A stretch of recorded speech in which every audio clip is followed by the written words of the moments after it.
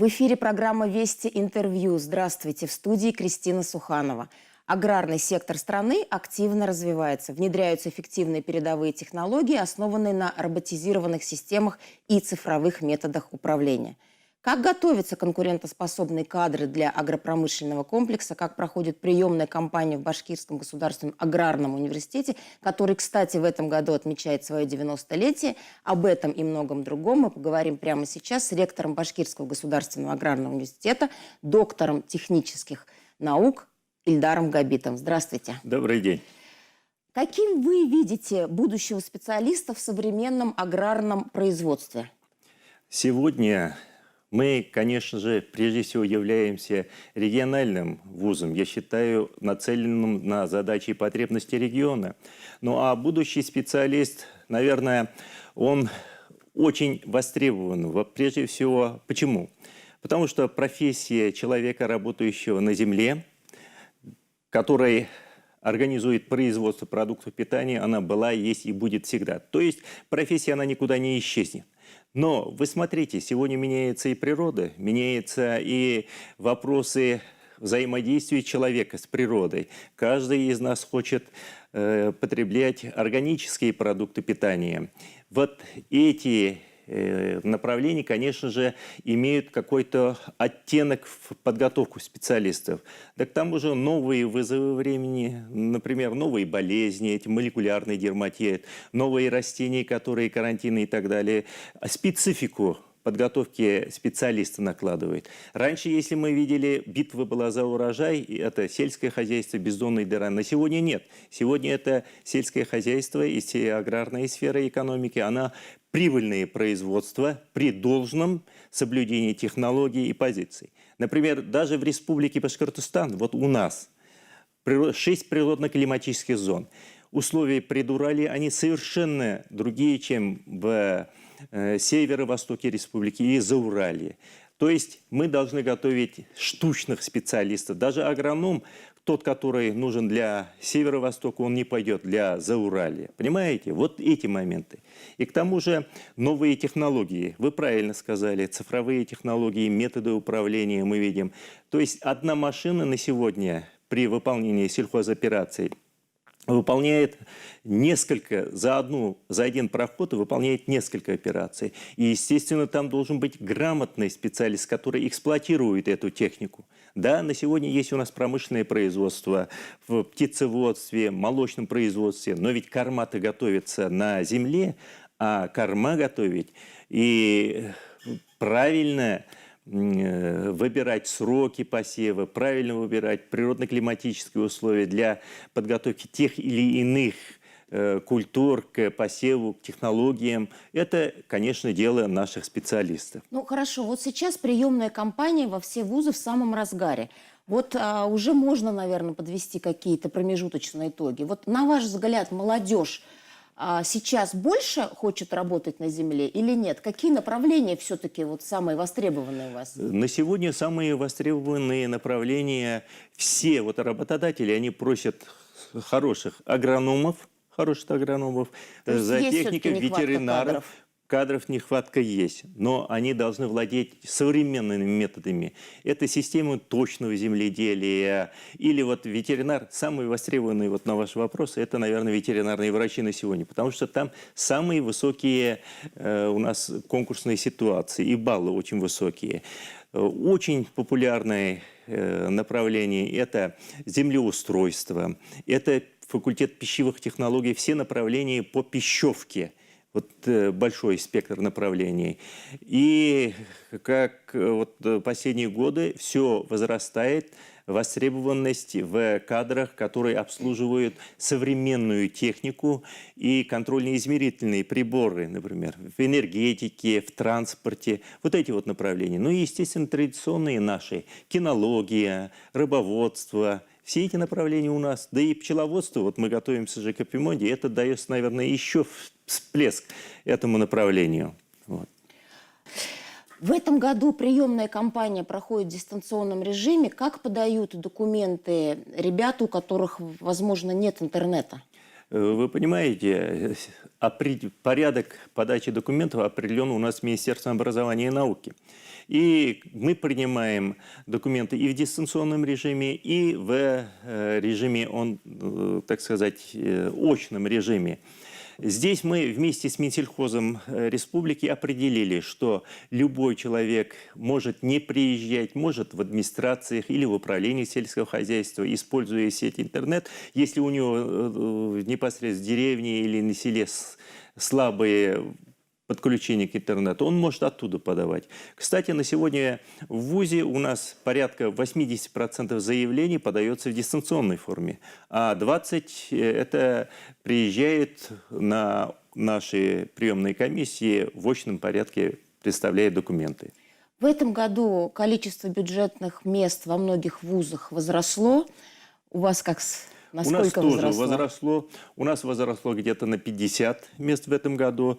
Но вот сейчас прошла конкурсная комиссия на следующий год. В следующем году тоже у нас возросло более чем на 100 мест на очном обучении. То есть мы находимся в числе лидирующих вузов. Вот в Российской Федерации 54 аграрных вуза. Мы всегда находимся в первой пятерке. Мы считаемся очень солидным вузом, как и вся наша республика. Она же солидная аграрная республика. Да. Поэтому вот, мы считаемся таким достойным образовательным учреждением, которое подготовит кадры. Кстати, мы в прошлом году были дипломатами премии правительства Российской Федерации в области качества среди вузов Российской Федерации. В этом году, как я уже сказала, Аграрный университет отмечает свое 90-летие. Вот скажите, на ваш взгляд, как существенно изменилась за эти годы образовательная траектория вуза? И что существенно изменилось? Вы понимаете, мы, конечно же, меняемся вместе с временем. Нам изменения это предопределяет прежде всего производство. Мы готовим кадры для экономики. Какие изменения в экономике, такие и у нас должны происходить. Мы должны на шаг впереди быть. Какие основные изменения, я скажу? Основное то, что мы еще плотнее стали работать с нашими Министерством сельского хозяйства. Мы ведомственный вуз республики. Мы четко работаем вместе с нашими сельхозтоваропроизводителями. Они являются у нас основными заказчиками наших кадров.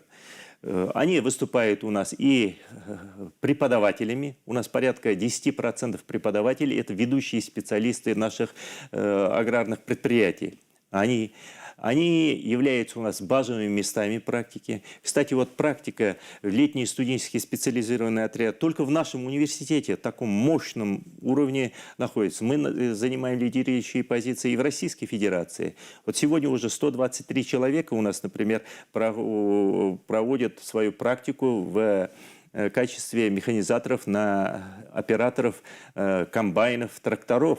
Это вот непосредственно связь с производством. Вот что на сегодня самое важное, мы считаем. Ну, еще нужно заметить, что сейчас активно очень работает программа «Комплексное развитие сельских территорий». Вы совершенно правильно, да, расскажите Кристина, вот об этой программе, кто в ней может поучаствовать. Вот это действительно шанс? Это очень большое студентов. подспорье, мы считаем. В этом году впервые принято на государственном уровне по программам поддержки сельских населенных территорий. Если предприятие или индивидуальный предприниматель, являющийся сельхозтоваропроизводителем, направляет за счет своих средств на обучение в наш университет, на коммерческое, по сути, обучение, то по истечении года государство, в данном случае Республика Башкортостан, Министерство сельского хозяйства, им возвращает 90% затрат, которые они понесли на обучение. Это никогда такого не было. Это только среди аграрных вузов. И при этом предприятие получает готового специалиста, а студент после окончания получает место. Место работы. Это так. По трудоустройству у нас, в принципе, это очень хороший показатель. Тоже порядка 75% наших выпускников трудоустраивается по избранной специальности. Еще вот о чем хотела спросить. По-моему, Аграрный университет является один из немногих вузов, в котором общежитие предоставляется как для студентов, которые учатся на бюджетной основе, также и для тех, кто учится на коммерческой основе. Совершенно правильно. Мы всем студентам представляем благоустроенные, комфортабельные общежития. Это очное и даже заочным иногда представляем, да? Очное, бюджетное и коммерческое. Мы всем представляем эти общежития. Хорошо. Последнее полугодие учебного года прошло в дистанционном режиме. Вот на ваш взгляд, качество образовательного процесса как-то поменялось? Вы понимаете, вот нельзя, я четко уверен в том и отстаиваю позицию, нельзя все образование, обучение переводить на дистанционно, тем более в нашем вузе. У нас большой цикл преподавательской деятельности и подготовки, он замкнут на индивидуальную работу, непосредственно работу лабораторную. Нельзя дистанционно научить человека выращивать растения. Понимаете? Он должен работать на опытных полях. Это первое. Он должен работать с растениями, И как вы животными. справляетесь с этой ситуацией? Пока вот в этом году нам удалось на начальном периоде вот этой пандемии провести цикл лабораторных работ. Но мы сейчас все практические и лекционные занятия перевели в дистанционный режим. Но лабораторки, я думаю, ситуация исправится. Этим же вот коронавирусом был. Но и он пройдет у нас. Но мы должны готовить нормальных кадров. Пандемия же не всегда это будет у нас.